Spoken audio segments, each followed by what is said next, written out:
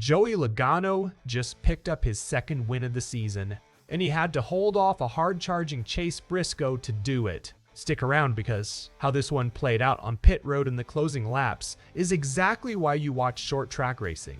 And hey, real quick, if you are a true NASCAR fan like me, go ahead and drop a like and subscribe to the channel. NASCAR Nation news is just getting started. We are pushing for our next subscriber milestone, and it's all about real talk from fans who live this sport every week. All right, let's get into it. Saturday night at Richmond Raceway, Joey Logano took home the win in the Cookout 400. This is his second victory of the 2026 NASCAR Cup Series season. Logano, the three-time series champion, was behind the wheel of the number time.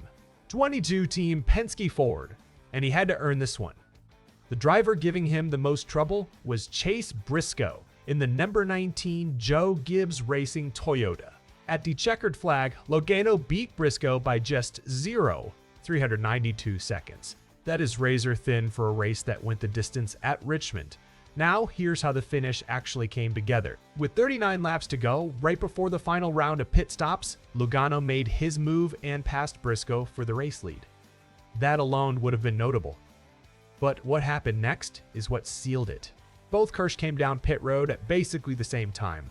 The number 19 of Briscoe smoked the tires on entry. That small mistake was enough. Logano got it stopped on and exited pit road ahead of Briscoe, and from there, he closed the door and never let it go. You know, it's one of those moments where a fraction of a second on pit road decides the whole race. That's exactly what happened here. Let's talk about who else had a night to remember. Rounding out the top 5 behind Logano and Briscoe were Austin Cindric, Denny Hamlin, and Chase Elliott. Just behind them, in positions 6 through 10, were Kyle Larson, Christopher Bell, Josh Berry, William Byron, and Alex Bowman. But here's the thing. The driver who led the most laps on the night wasn't Logano. It was Briscoe. He led a race-high 171 laps. Even with that dominant run, he came up just short at the line. However, there was a silver lining for him. That performance was enough to clinch Briscoe a spot in the chase, joining Chase Elliott and Christopher Bell, who also punched their playoff tickets on the night. Now let's rewind a bit because Ryan Blaney's night is worth breaking down too. Blaney won the pole for this race and he backed it up early, leading 88 laps and winning the opening stage. At one point, he and Logano, his Team Penske teammate, combined to lead over 140 of the race's 230 laps. That's a serious amount of control from that camp. But once Blaney lost the lead, his night went the other way. He struggled in traffic and ultimately finished the race a full lap down in 13th place. Quite a swing from leading the most laps early to finishing outside the top 10.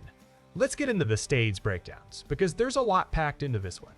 Stage 1 was all Blaney. He led 60 of the 70 laps in that opening segment, which gave him a series-high 6-stage win of the 2026 season. Chase, Briscoe, Logano, Cindric, Josh Berry, Bubba Wallace, Denny Hamlin, Christopher Bell, Chase Elliott, and William Byron all scored points in that first stage. Worth noting, Cindric started the race 23rd and gained a huge number of positions on the opening pit cycle to work his way into the top 5. Stage 2 flipped the script, as Logano took over and paced the final half of that long segment to claim the stage win. The only caution of that stage came out for Zane Smith, who spun on his own in turns 1 and 2 and hit the outside wall at lap 125. That yellow flew during a green flag pit cycle, which caught out Bubba Wallace and Ty Gibbs. Both of those Toyota drivers ended up a lap down as a result. There was also a close call on pit road at lap 180. Austin Cindric was coming into his stall right as Daniel Suarez was exiting his. The two cars nearly made contact, but both avoided it and carried on with their races. By the lap 230 caution, only 12 cars remained on the lead lap. A couple of penalties worth mentioning too. Ty Gibbs, who had won the previous Sunday at Iowa Speedway, picked up a speeding penalty during a green flag pit cycle and ended up finishing outside the top 20.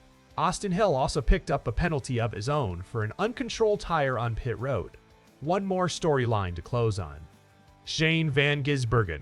He put together a gutsy run to finish 14th after making a bold strategy call at the start of the final stage. But with Cindric's top 5 finish this weekend, van Gisbergen now sits 16th in the standings. That's still the final spot in the postseason picture, and he's holding it by 50 points over Ryan Preece. That gap is worth watching as the regular season winds down. Speaking of which, there's not much time left. The Cup Series heads to New Hampshire Motor Speedway next Sunday with just 2 races remaining in the regular season. So here's my question for you. With only 2 races left before the playoffs, do you think Van Gisbergen can hold on to that final transfer spot over Preece? Drop your take in the comments. That's the recap from Richmond. If you enjoyed this breakdown, make sure you subscribe to NASCAR Nation News, drop a like, and I'll see you in the next one.